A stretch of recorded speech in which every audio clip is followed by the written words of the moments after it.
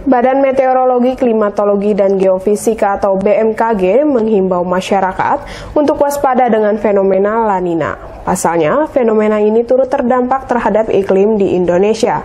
Peningkatan curah hujan seiring dengan awal musim hujan disertai peningkatan akumulasi curah hujan akibat La Nina berpotensi menjadi pemicu terjadinya bencana hidrometeorologi seperti banjir dan tanah longsor.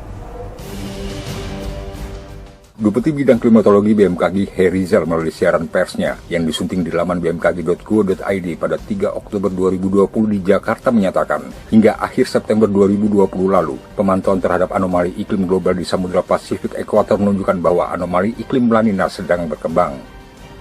Indeks El Nino Sebelum Oscillation atau ENSO menunjukkan suhu permukaan laut di wilayah Pasifik Tengah dan Timur dalam kondisi dingin selama 6 deserian terakhir dengan nilai anomali telah melewati angka minus 0,5 derajat Celcius yang menjadi ambang batas kategori La Nina. Perkembangan nilai anomali suhu muka laut di wilayah tersebut masing-masing adalah minus 0,6 derajat Celcius pada bulan Agustus dan minus 0,9 derajat Celcius pada bulan September 2020.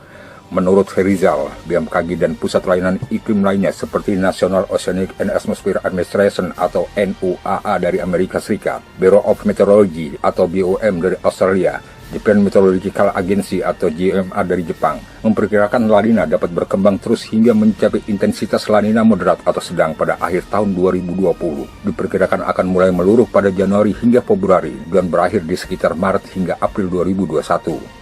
Dari catatan historis menunjukkan bahwa La Nina dapat menyebabkan terjadinya peningkatan akumulasi jumlah curah hujan bulanan di Indonesia hingga 40% di atas normalnya. Namun demikian, dampak La Nina tidak seragam di seluruh Indonesia.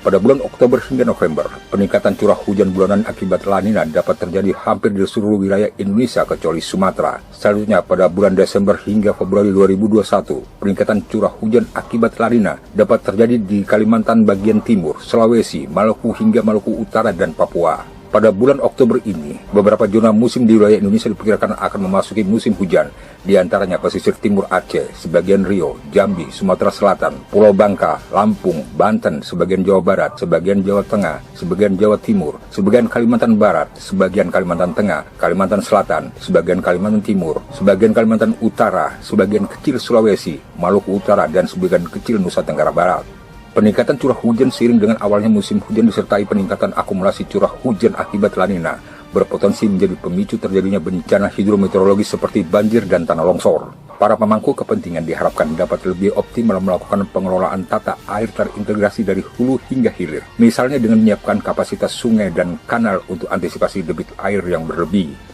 Masyarakat juga dihimbau agar terus memperbarui perkembangan informasi dari BMKG dengan memanfaatkan kanal media sosial info BMKG atau langsung menghubungi kantor BMKG terdekat.